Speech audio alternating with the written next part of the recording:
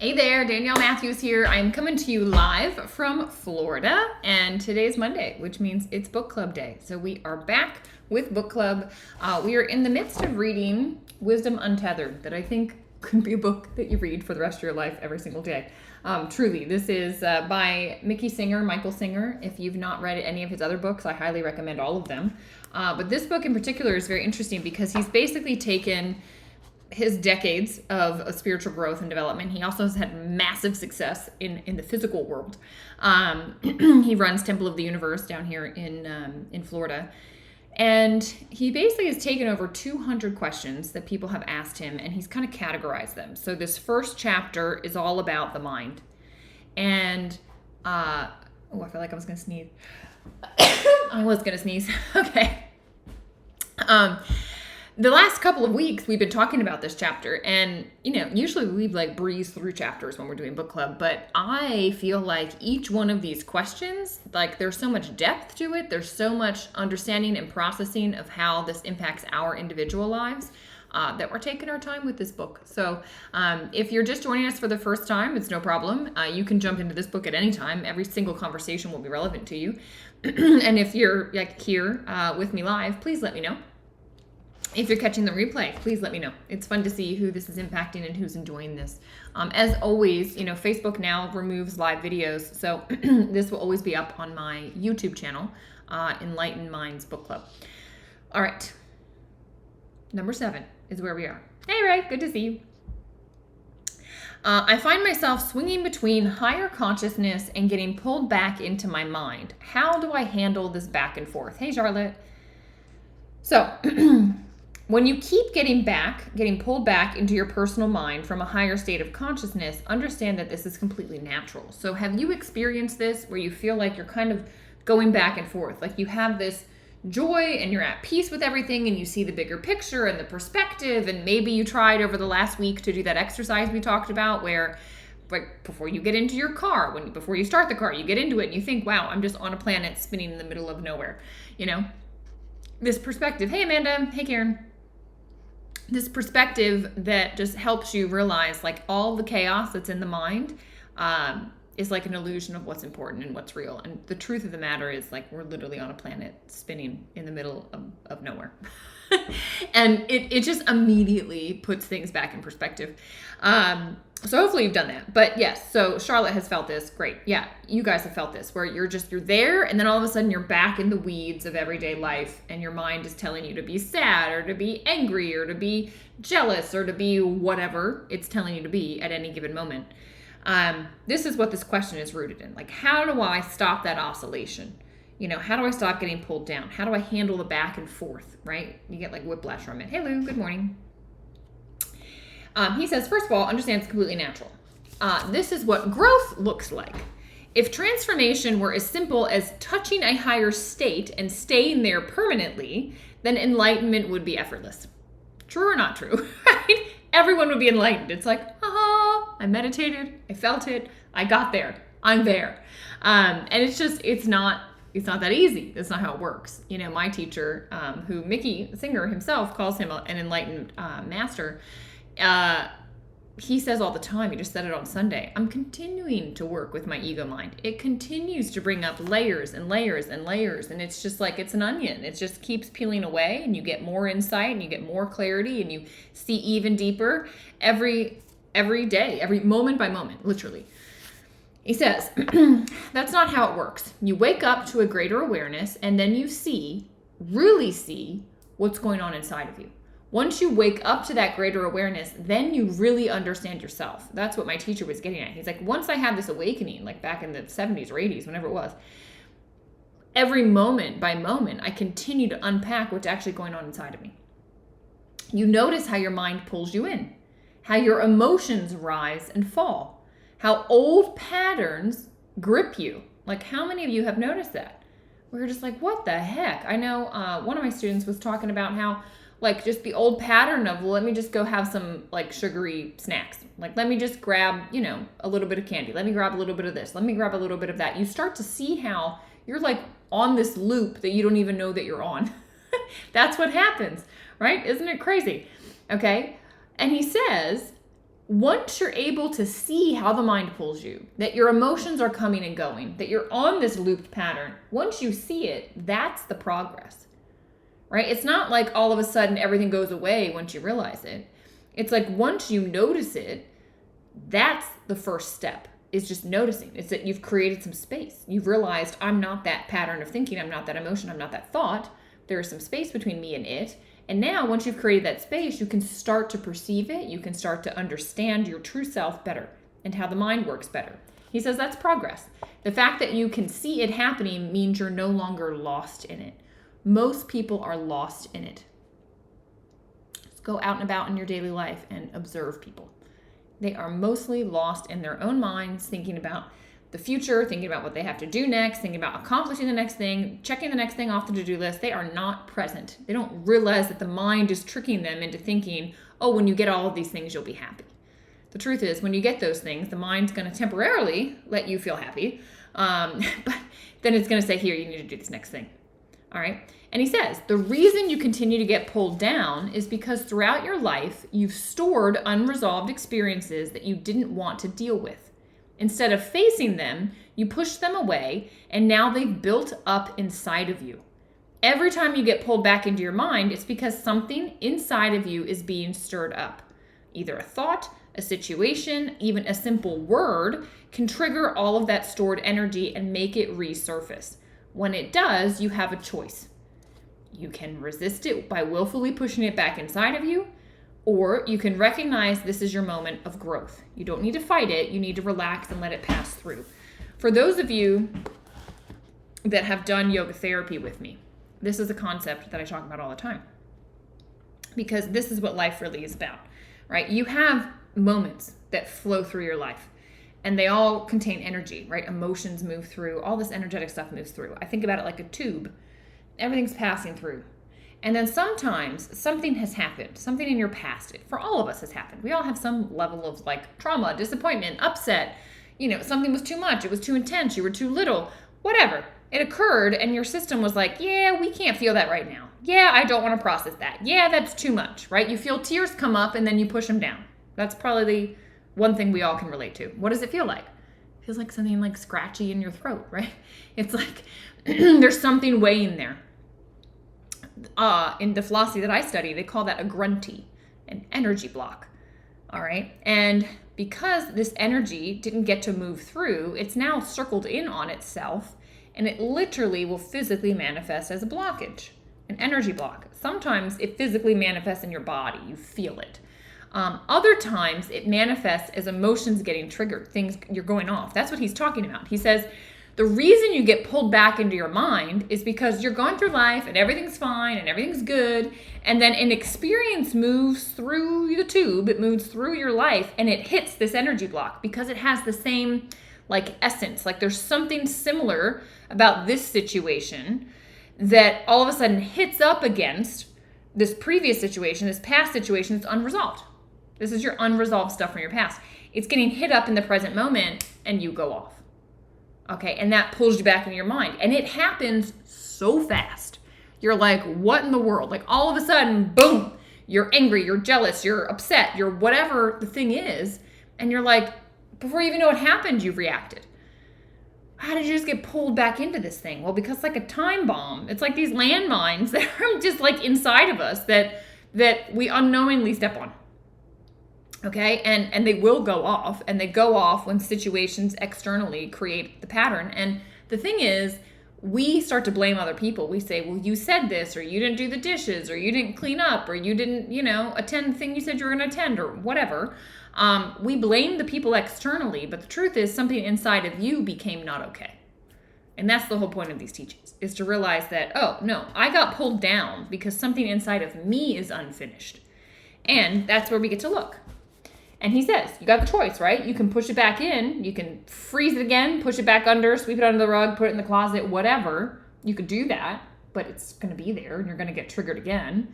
Or you can go through the temporary discomfort of letting it move through, of letting go. He says you don't need to fight it. You just need to relax and let it pass through. It just wants to flow through the tube. It wants to complete, what it hadn't completed before. He says, if you truly want to handle this back and forth, Shift your perspective. Instead of seeing these fluctuations as a problem, see them as part of the process. That's exactly it. That's why you do yoga therapy. It's to find them if you want to, if they're really manifested in your body, right? Or you're really triggered by something. Like, that's what this practice does. It helps you find them and then create the space to learn how to release them. This type of therapy is not something you need to be in forever. It's you learn to create and to develop the capacity to allow for this to be witnessed, for you to actually let go of it, for you to not get involved in the story and the crazy and the emotions, but to let the story and the crazy and the emotions flow through. Okay? He says, when you find yourself back in your mind, don't resist it, don't judge it, just observe it. Breathe. Relax your body. You are present if your body is relaxed. That's the truth. Instead of getting caught up in resistance, right, let the energy flow. Every time you let go, instead of reacting, you're actually cleansing yourself.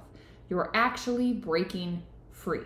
This is the process for your spiritual development. This is how you end up in the higher mind more often than this lower mind. Does that make sense? Like, high five me, put a 5 in the chat if that makes sense, because that's what it's all about. There's nothing wrong with you. There's no judgment of, oh my gosh, I can't believe I got pulled into this again. It's like, no, look at this thing that's getting bumped up against. Now what can I do with it? And the truth is, all you can do is accept that it's there.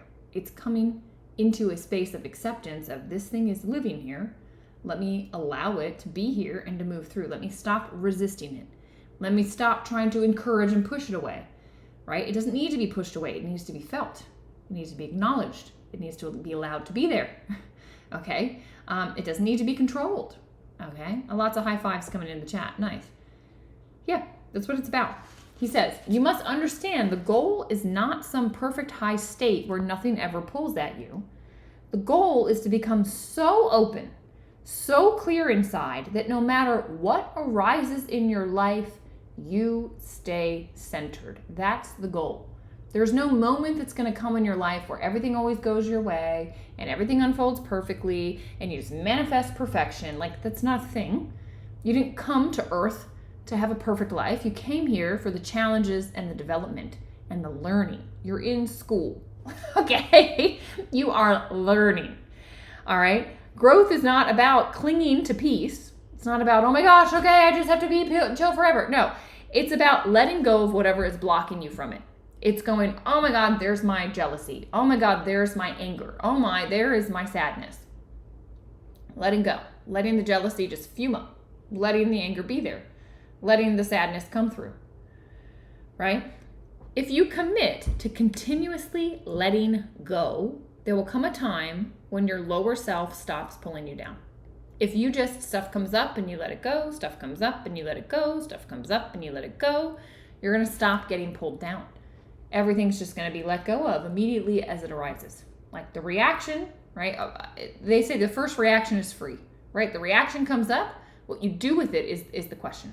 Do you let the mind pull you down, or you just let go of the reaction and go, okay, acceptance, here we are. This is what's going on. All right? He says, instead, even your lower self will begin reaching up toward the light. When that happens, the struggle is over. Not because nothing ever comes up, but because you've learned to let it pass without resistance. Keep letting go and watch what happens. There is a phrase that I want you to remember, which is, what you resist persists. What you resist will persist. If you are resisting your sibling, you're resisting your spouse, you're resisting your boss, you're resisting the president, you're resisting the war, you're resisting the situation that is at hand, it will persist, meaning it will persistently cause you stress, cause you inner turmoil, cause you to be dysregulated. If you can learn to let things pass without this resistance, this is key. It doesn't mean that you morally are okay with everything that's happening. It just means that you're not letting yourself resist what's already here. It's like banging your head into a wall. It's like, stop doing that. The wall is there. What can we do about the wall? Right? Once you accept, now you come into a place where you can act, where you're not going to be acting or reacting from emotion. You're not going to spend your energy in a way that's like not helpful. Does this make sense? Are you tracking with me? Because there's nuance here. And I think some people think the spiritual path is just, oh, I just lay back in a river and life unfolds and nothing bothers me. No. It's just you're present in life, you're interacting with life, you can have opinions about life, but you're not creating internal resistance about how things are or the way they end up, right? Non-attachment is huge. It's like you need to accept that things are the way that they are, that things have unfolded the way they're unfolding, that there's stuff happening that's far beyond anything that you can control. That's what you need to come to terms with, right? That's how you let things pass without resistance. All right, seeing some hands up in the air. I'm seeing some hearts. I'm glad you guys are liking this. That was just question 7. I'm telling you, this book is full of so much goodness. All right, the last question in this chapter about the mind. The question is, how can I balance intellectual curiosity with spiritual growth?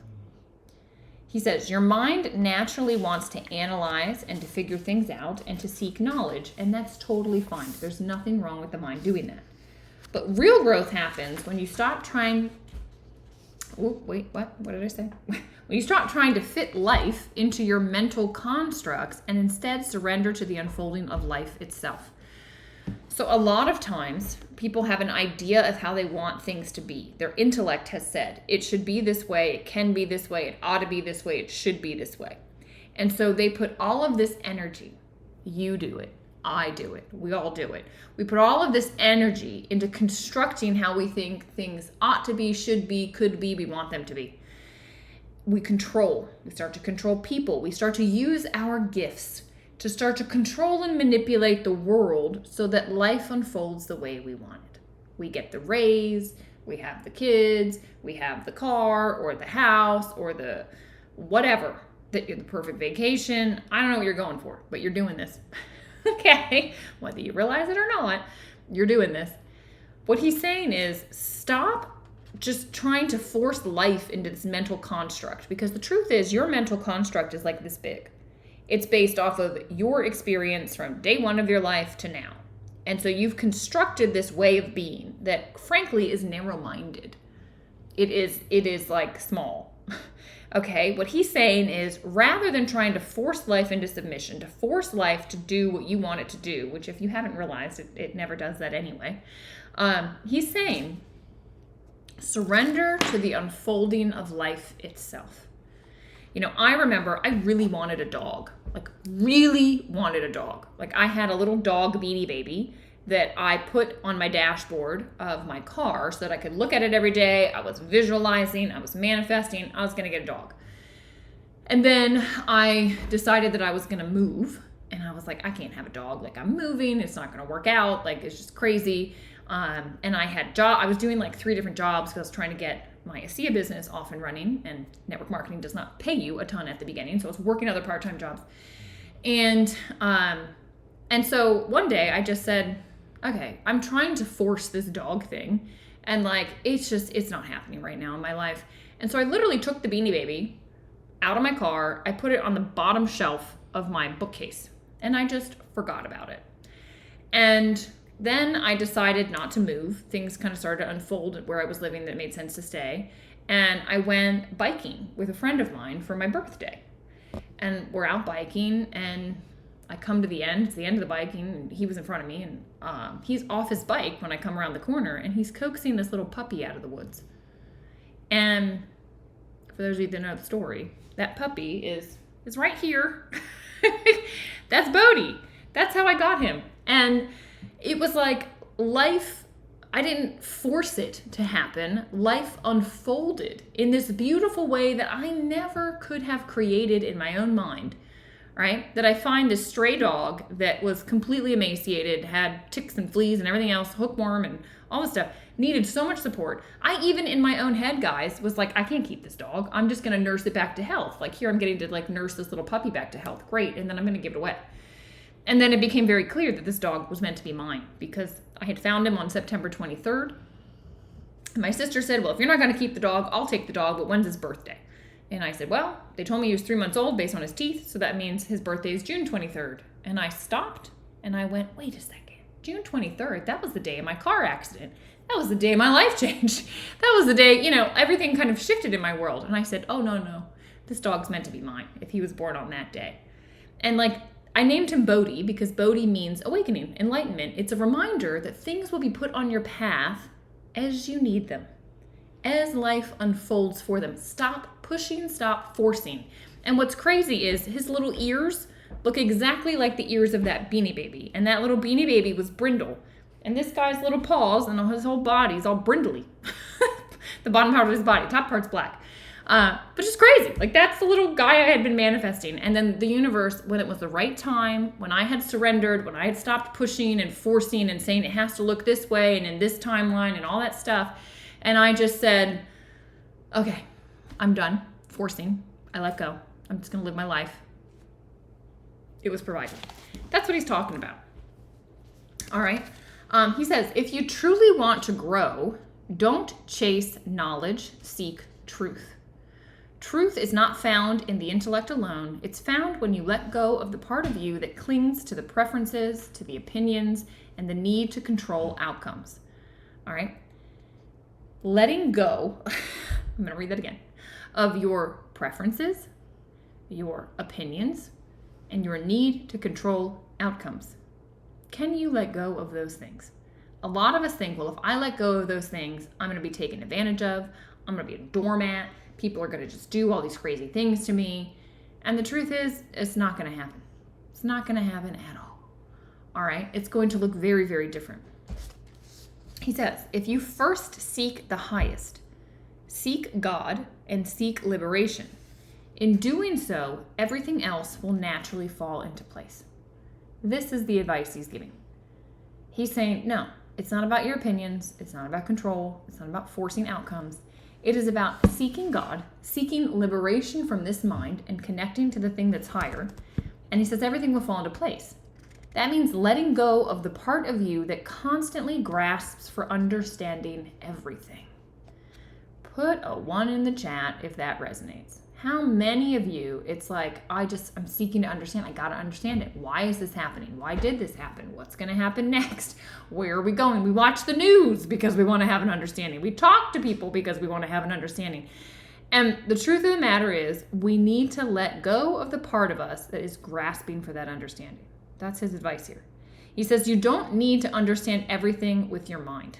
The greatest understanding doesn't even come from thinking. Understand this. The greatest understanding does not even come from thinking. He says, it comes from the quiet mind that transcends thought. How many of you, I see this in my students. I just was giving yoga therapy this weekend to a couple of students here local. And the insights that came through, they were so clear. They were so poignant. They were so deep. And they were 1 or 2 words. And it was like, that was all that was needed. When we got the mind out of the way and all of the jibber jabber and all of the anxiety about what was going on, and we went into this quiet space, this intuition, right? The insights were there. They were right there. They were sitting right there. And they were so much deeper than what the mind ever could arrive at through all its analysis. And as soon as it was said, the mind was like, oh, that's right. That's definitely what's happening, right? That's definitely what's happening. And this is what's huge. He says, the greatest understanding doesn't come through thinking. It comes from the quiet mind that transcends thought. When you release yourself from the need to figure everything out, you will find yourself naturally aligned with something much greater than the mind. Guys, there is something so much bigger, so much greater than anything your intellect can understand. I forget who I was talking with the other day, and we were saying, technology is great. It's amazing. But the most incredible thing is that connection that you have to your intuition, the wisdom that you have access to, which is universal knowledge. Everyone's going crazy about AI and this and that. Yeah, it's great and it's super helpful in so many different ways, but it's the intellect. It's like mass intellect of humanity. Does it have the same intuitive insights? I haven't seen it. It's very helpful. It's like talking to the smartest person in the room. But again, are you talking to an intellect? Are you talking to an ego? Or are you talking to the presence, the source, God? You have access to that through the quietness within you. That's what you have access to. And that's where it's super important. It's not like the intellect is bad. It's not like it's a problem. It's fantastic. But you have access to so much more. And that's what he's pointing to. All right. He says, when you release the need to figure everything out with the mind, you will find yourself naturally aligned with something much greater than the mind. The mistake people make is believing that they need to reconcile spirituality with intellectual pursuit, as if the two things are separate. They are not separate. He says, they're not separate at all. The highest realization is not found by rejecting the intellect, but by going beyond it. You go beyond it. If you use the mind to serve something higher, if your curiosity is rooted in a sincere yearning for the truth, rather than just personal identity, you will find harmony. If your mind, again, isn't just rooted in personal identity, if you're able to see what the ego's doing and go, no, we're not doing that thing. We're letting go of the control and the preferences and all that stuff. We're letting go of that. And instead, you use the mind to help you yearn for truth, to help you seek truth. If you're in this book club, you're doing it, right? If you're in my mastery community, you're doing it, right? This is what you can use your mind for, is to seek truth. And when the truth is spoken, there's something deeper beyond the mind that goes, yeah, that's right. That's right. Because there's a knowing that's inside of you that's aligned with this whole thing. Okay, you know what I'm talking about? Where you're just, when your mind seeks truth and it hears it, it goes, yeah. Because like the heart hears it. It like hears from a different place. I hope that I'm making sense. He says, if you stay caught in the ego-driven analysis, in doubt and attachment to ideas, you will only create more obstacles for yourself. I watched myself do it to myself. You know, I'm learning along with you, right? I watch myself create problems, create obstacles. It's like, you know, sadness comes in and then the mind starts going, oh, she's liking feeling sad. Let me pull in every sad thought that she's ever had and we'll be even more sad. Right? That's what the mind does. And it thinks it's being helpful. It's not. Okay? But if you use the mind to help you remember, no, we're all here for a reason. Our souls came here to develop. There are some foregone things that we like contracted ourselves to learning in this life. And so nothing we can say or do in this moment is going to take that away, because that's soul level learning that we came here to learn, to have, to experience.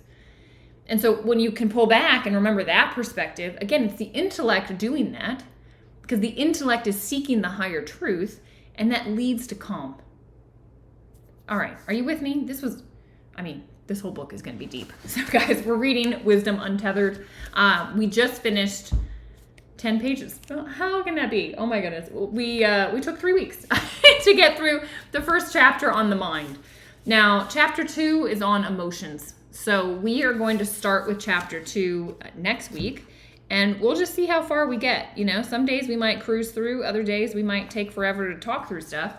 If you all have questions, you can put it in Telegram as we're going through or as you're reading. If you have insights you want to add to the chat, please add them.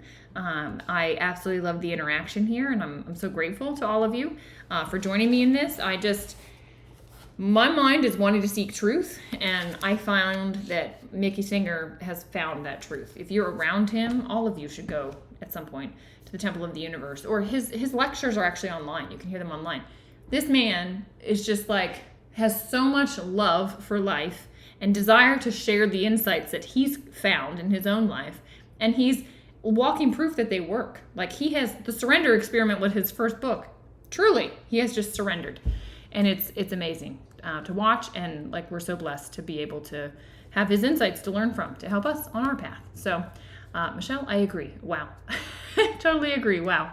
So the Telegram is pinned to this.